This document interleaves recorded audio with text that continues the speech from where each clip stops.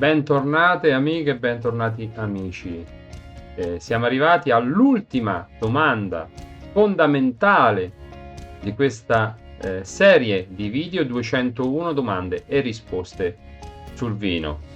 È la domanda che forse racchiude un po' tutto quello che abbiamo fatto durante questi 21 video, compreso questo attuale, e all'interno sono contenute, penso che ve ne sarete accorti, anche molte delle domande che fanno parte dell'esame per diventare sommelier.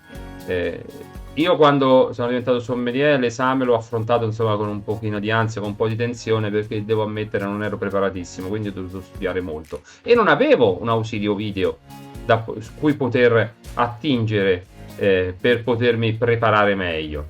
Quindi questo, diciamo, su 201 domande forse almeno la metà possono far parte dell'esame scritto e orale che dovrete affrontare, chi sarà per diventare sommelier, che dovrete affrontare praticamente durante l'ultimo passo che vi qualificherà diciamo esperto di vino, anche se poi è tutta esperienza personale che vi farà diventare veramente esperti. Ancora una volta vi invito ad iscrivervi al nostro canale YouTube Associazione Sommelier a Tavola con Bacco, cliccando anche sul campanello che trovate in basso e dove potete anche scrivere i vostri commenti, perché successivamente a questi video chiaramente qualcuno magari avrà voglia di fare ulteriori domande e avere ulteriori chiarimenti. www.tavolaconbacco.it è la nostra pagina fan di Facebook, ma anche il nostro sito internet dove potrete seguirci durante il prossimo, a partire dal prossimo autunno, o per quanto desiderate. Saremo sempre presenti e disponibili a rispondere a qualunque tipo di curiosità e domanda che vorrete proporre. Allora, iniziamo con la domanda numero 1, che poi non è la domanda numero 1 questa volta, ma è la domanda numero 201. È l'ultima domanda di questo lungo percorso, ma forse, come ho detto prima, è la più importante. Ecco, come scegliere il vino giusto per ogni occasione? Sembra facile, come diceva una volta la pubblicità, ma non lo è. Devo tener conto di numerosi fattori. Io ne ho selezionati 8, poi se ve ne vengono in mente altri scriveteli, insomma, poi dopo magari li aggiungeremo in seguito a questo percorso che ci porterà poi a scegliere il vino, acquistare il vino. Allora, abbiamo detto come scegliere il vino giusto per ogni occasione. Allora, la prima domanda che dobbiamo fare a noi stessi, va bene, è quanto voglio spendere. Sì, è importante, perché dipende molto la scelta del vino dal mio budget. Io posso scegliere un vino da 5 euro, da 8 euro a 200 euro o anche molto di più. Il budget è importante, quindi la prima cosa che mi devo chiedere è quanto voglio spendere. Spesso spendo quei 10, 12 euro, 8 euro, dipende da tantissimi fattori. Adesso andiamo ad analizzare, perché forse possiamo fare anche un sacrificio qualche volta, in base a che cosa? In base ad esempio all'occasione che ci si presenta. Quindi se il vino è per me, ad esempio, me lo bevo tranquillamente da solo, è un vino per tutti i giorni, non credo che posso investire più di tanto. Ma l'occasione che cos'è? È un primo appuntamento? È un'occasione di lavoro?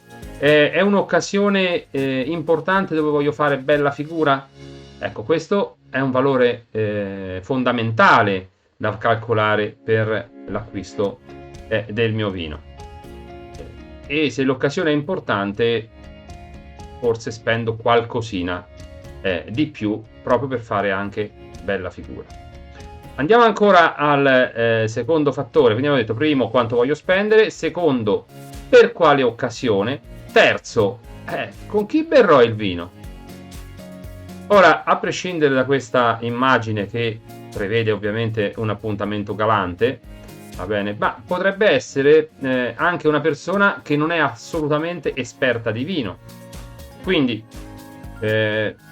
conviene investire tanti soldi nell'acquisto di una bottiglia di vino se le persone o la persona con cui io lo berrò non ci capiscono assolutamente niente, quindi per loro va bene un vino da 3 euro come un vino da 5 o da 200 euro? Forse no. Se lo faccio per mio piacere personale mi sta bene, ma se lo faccio per le persone con cui io dovrò magari cenare, forse sono soldi sprecati. Non me ne vogliate per una cosa quello che sto dicendo adesso, ma spesso sono soldi veramente sprecati. Anzi, qualche volta portare a tavola un vino pregiato che ha determinate magari profumi o odori anche, non pensate al cuoio, pensate al sentore magari di vino invecchiato con il goudron e altri sentori particolari. Qualcuno che non è dentro nel settore qualche volta mi ha detto: ma questo vino puzza. Ecco, soldi buttati. Valutiamo ancora un altro fattore che sembra non importante, ma invece lo è. A che ora sarà servito il vino? Quando lo serviremo il vino? Allora, perché è importante? Sono a cena, porto il vino che lo assaggeremo tutti quanti insieme. È un vino da primo? È un vino da pesce? È un vino da aperitivo? Oppure è un vino che io andrò a bere a fine pasto? E cambia la scelta. Potrebbe essere uno spumante, potrebbe essere un fassito, potrebbe essere in Franciacorta, potrebbe essere un vino rosato, un bianco giovane, un bianco maturo e così via. Quindi l'ora è importante perché mi cambia ovviamente la scelta del mio acquisto. Ancora un altro fattore da non trascurare perché è importante. Cosa mi piace? Qui è un valore diciamo fondamentale, perché è vero che devo regalare un vino ad esempio, oppure devo acquistare un vino per altri. Se è per me non è un problema. Cosa mi piace viene subito dopo quanto voglio spendere. Se lo devo regalare ad altri, che faccio? Tengo conto solamente del loro gusto o tengo conto anche del mio? Dipende che cosa dovrò fare con questo vino, insomma. Però cosa mi piace diventa anche fondamentale alle volte, nel senso, sì, beviamo insieme un vino, se lo conosco e a me piace riesco anche a presentartelo meglio, a proportelo meglio. Quindi valorizzo la mia spesa, valorizzo praticamente il prodotto che vado ad assaggiare. 6. Importantissimo, con quale pietanze lo gusterò. Cosa significa? Che devo conoscere comunque sia l'appuntamento a cui parteciperò, nel senso che se lo organizzo io il menù lo conosco, so che cosa andremo a mangiare, se è un pranzo, se è una cena, se è un aperitivo, se è un lunch, se è un buffet o quello che sia, e non ci sono problemi. Se sono invitato sarebbe opportuno quantomeno conoscere che tipo di appuntamento gastronomico sarà, se è una comunione, se è una celebrazione, se è un pranzo in famiglia e così via, e faccio una scelta sicuramente migliore. È un regalo? Se è un regalo mi cambia ulteriormente. Che cosa significa? Ritorniamo anche a quello che avevo detto prima, ve lo ricordate? È importante, no? Con chi berrò il vino? Ve lo ricordate questo? Ecco, con chi berrò il vino è importante quanto se è un regalo. Perché voglio fare bella figura, è una persona che gli piace bere bene pur magari non essendo esperta, però capisce, comprende la qualità di un vino, quindi sicuramente bisogna investire qualche soldo, fare una buona spesa, magari anche andando a cercare dei prodotti rinomati, sia come DOP, sia come prodotto, sia come cantina, perché faccio sicuramente bella figura. Se è un regalo da portare e non lo beviamo neanche insieme e la persona o le persone a cui io lo propongo non sono dentro, come dicevo prima, alla conoscenza vinicola, posso anche spendere qualcosina di meno. Non tanto di meno, però, nel senso, mantenetevi sempre su un prodotto che sia sui 10-15 euro, altrimenti insomma cadete veramente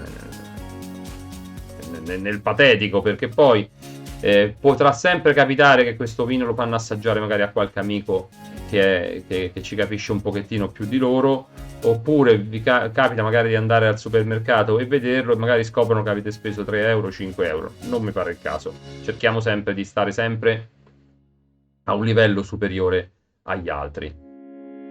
L'ottavo punto, che forse per molti è importantissimo: chiedi aiuto.